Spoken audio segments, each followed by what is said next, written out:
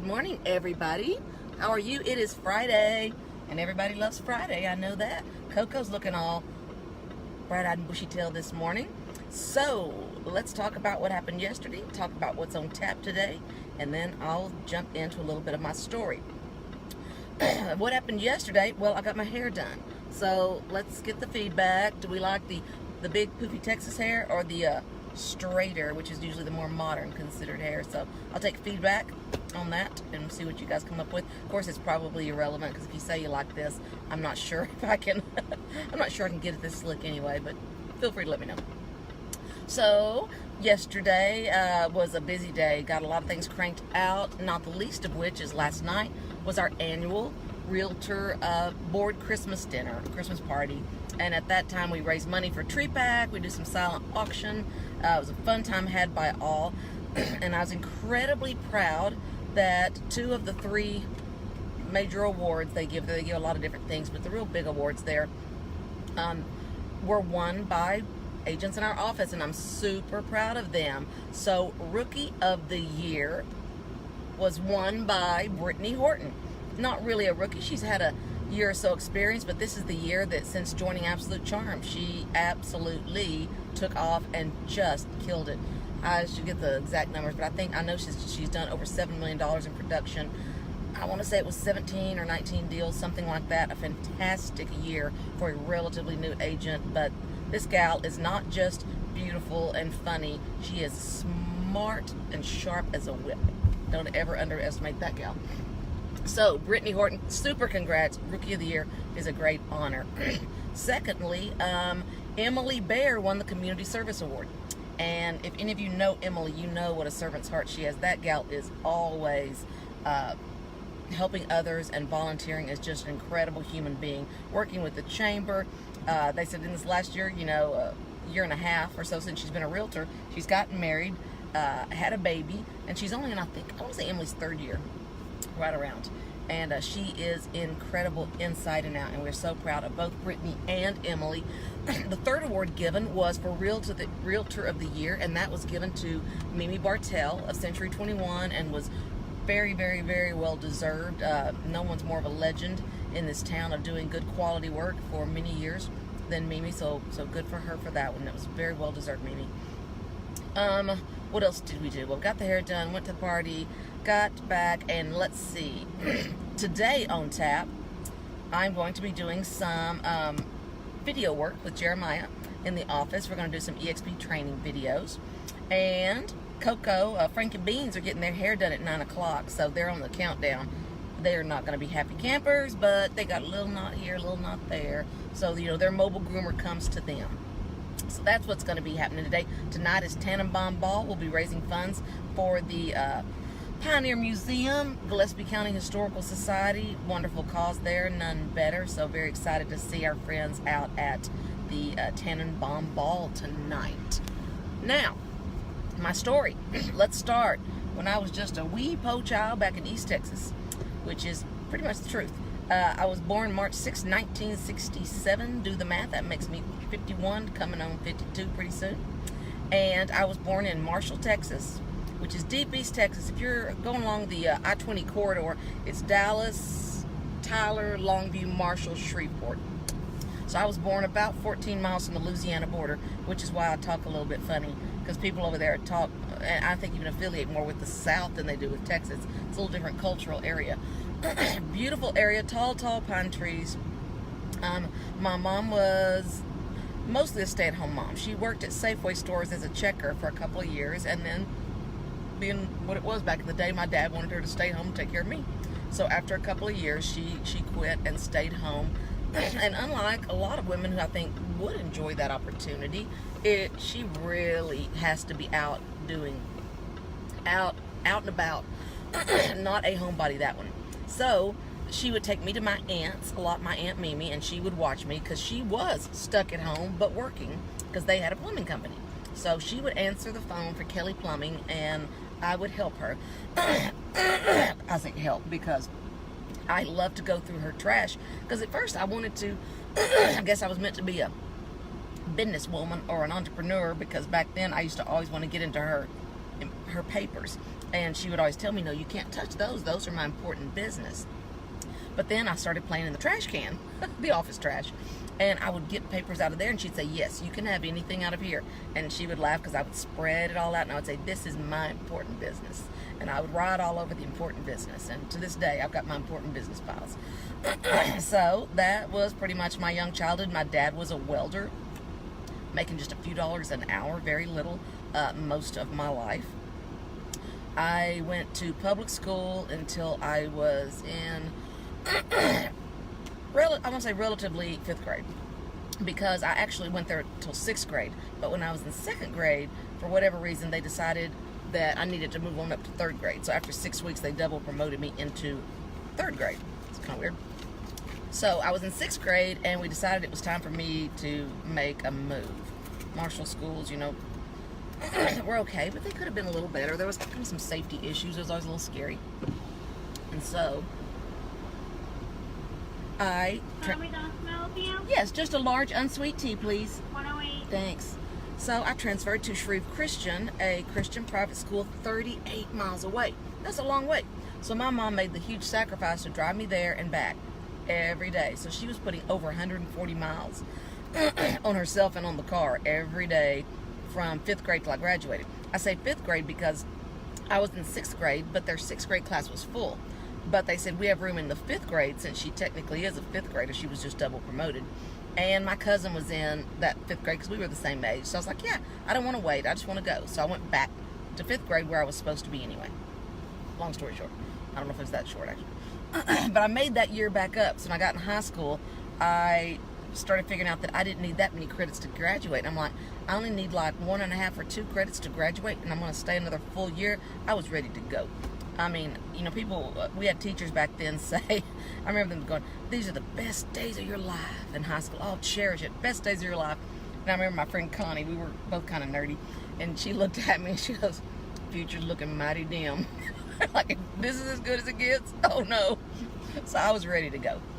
So I was able to find a way through a correspondence course. This is old school, with pen and paper, through LSU, where I could take English, and a full year of English, and I think there was one other, maybe half credit, maybe a social science and government I had to do. And so they sent me this packet, and it was so much harder work than real school. I had to fill out so many pages. Come on, Coco, what are you doing? Is I did graduate a year early, so I made that year back up. So after my junior year, I was able to go ahead and graduate. So what was I like as a kid? I was pretty quiet, pretty shy. My mom would always pull me out behind her. I would kind of try to stand behind her leg, she said, and hide. And she would always tell me, you don't get anywhere back there. You're going to have to get up, shake people's hand, look them in the eye, smile.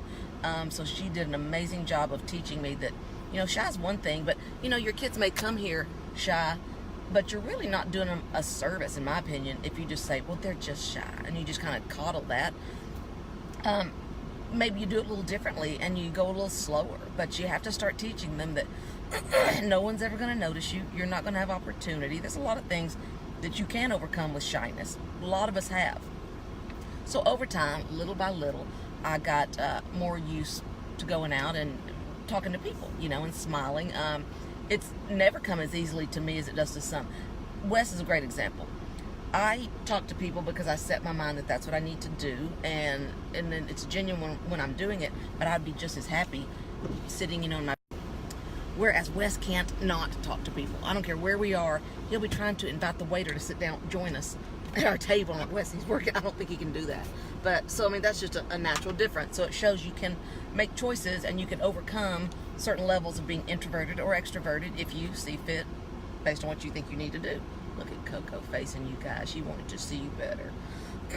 So that's how I was as a kid. I liked school well enough. School was pretty easy for me. I did not like math, and I figured out the reason I did not like math. Can anyone relate to this? Most classes, be it history, Spanish, whatever, were pretty easy for me. I could read over my notes the night before the test, and I was ready to go. Math, you can't fake it, right? With math, every day there is homework to be done, and those problems don't get done by themselves, and I think I was just being lazy. I didn't want to do it. So I avoided math best I could. So I finished high school a year early. As far as siblings, I had two brothers who were 19 and 15, 16 when I was born. They're both like 18. They were turning 19 and 16 when I was born. So much, much older. So my one brother now is 70, Jimmy, and that's amazing to think because time flies so fast. Good, how are you? Good, Thank you. Oh dear, dropped my straw. So, and he still lives back in Marshall in East Texas with his wife, Kay. My other brother, however, was murdered when I was 4 years old. So that's my brother, Gary. He was 19 years old. He was working at Safeway at the time. He had a girlfriend that he started dating, and he had taken the day off and was going to go over to her place, and they were going to go fishing. So he went over there on his motorcycle, and they were going to go to a fishing hole, but she and her younger sister, she was 18 or 19, and her sister, I believe, was 15. And they were at the sister's trailer that was on, like, their parents' land, like, nearby. So he goes and stops by, and at that moment, the girls were being broken in on. And so, you know, they had a little exchange, a little encounter. The guy had gotten, the bad guy had gotten a weapon, a gun, from the girls there in their home, from my understanding. So Gary walks in, and after just a few minutes, he's pretending to go along with everything the guy's saying, and then he just yells, "Run!" And he's kind of giving the girls, you know, looks. And they took off running, and thank the Lord, they both escaped. Matter of fact, one of them so closely that she actually had powder burns on her face from when the gun went off. So Gary was about my size, not a whole lot bigger, and he tried to flip the assailant, the robber, and the gun went off a couple of times, and my understanding, then the third time he shot him again in the back of the head. And so, you know, the only silver lining of that story is he definitely died a hero, and he saved these girls. And I don't know the young women, or I guess they're not really young women anymore, but we can go back certain times of year around his birthday or the time of his death, and there are flowers on the grave that nobody in the family put on it. So we do feel like that family probably does it, because they actually have grandchildren now, so they've lived a good, happy life, and that's great. Now, I do want to speak at some length at some point, and even write about what it does when you lose. I can't really speak to losing someone at a young age from a serious illness, but something like this I can, to a degree. Because what's interesting is I have a lot of memories of my brother Gary, because think about it, you can remember things from when you were 4. You know, I was a full 4 years and 2 or 3 months when he died. You remember a lot from back then. But I lost, I would say, about a year from the time he died until a year later. Because I remember telling my mom at one point, 6 months or a year, it was a long time, because I told my mom, I said, I remember that lady when they came up from church and she got sick because it made her so upset that she saw Gary's room, you know, was thinking about him being there. And she goes, that was like a year later, Tammy. That was a long time after Gary had died. So I don't remember anything about learning that he had been killed. I don't remember anything about being told that. My parents must have held it together fairly well. And my mom said, she says, the hardest thing you will ever, ever, ever go through is the loss of a child. You know, she said she wouldn't have been alive without Valium probably for a good 5 years. She said for 5 years, she wasn't really even walking among the living. And there's nobody stronger than my mother. And so when she says losing a child is something you can't even imagine. And I remember her telling me that when the 2 police officers, you know, you never want to see the 2 police officers come to your door. And they came to the door, and I remember her telling me, she said they told her that he'd been killed, and the only thing she said was, because my mom was never one for hysterics, and said the only thing she said is, "Are you sure?" And they said, "Yes, ma'am, we're sure." And then she had to call my dad and deal with that. So fortunately, I guess for me, those memories are all gone. I don't have any memory of that. And what I do find interesting, and I want to share with you guys at some point, because I think it might be helpful for some of you, and we can go into this deeper if you guys have an interest in this story, maybe Monday. I wrote, when I was, I think, 7, I wrote 2 things. I wrote The World of Crime book, and it's clearly about my brother's death, but it's fascinating to read it, and I really ought to share it with you guys, because I think it might help some of you who've gone through this to know what your kids might be going through that aren't saying a thing, the other kids that are alive. I write this story, and it's great because it's going along and it's talking about my brother and the best I can understand or remember of what I think happened to him. But then it's interesting to see how I'll stop and I'll say, but I have another brother. His name is Jimmy, and he lives a happy life. And it's almost like a child's brain at 6, 7 years old can only take so much. And I would tell a few lines of the story, and then over and over I revert and go back to saying something positive, like kind of like that's enough of that. But it's fascinating, and I want to try to dig that up and show you guys, because I know there are people in my friend community who have lost children, and if it's any bit of comfort or help or understanding for you,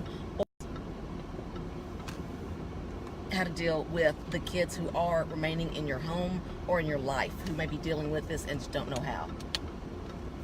So that's going to be interesting, I believe, for you guys. The other thing I did is I wrote a will. And I think that's kind of interesting. What 7-year-old writes a will? And to see the way I spelled things was pretty humorous. So, you know, you got to keep it light a little bit too.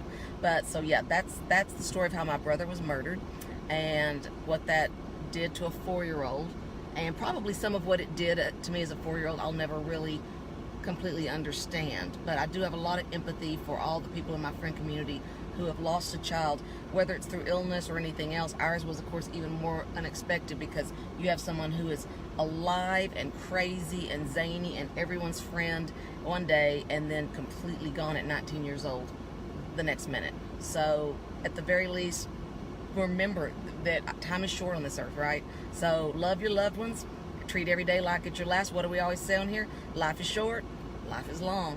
So live it both ways, guys. I do have one more surprise for you today. I bought a new gadget, and I will be sharing that with you. It's called the Facebook Portal. I didn't know what that thing was. I was like, you seen those commercials where the girl's like leaning like this in front of the portal? I'm like, is this a yoga machine? What is this thing? So I got one for me and one for my mom. So I'll be able to test that out and share it with you guys hopefully in the next day or two. So look back for more info on that. Y'all have a great weekend. We'll see you soon.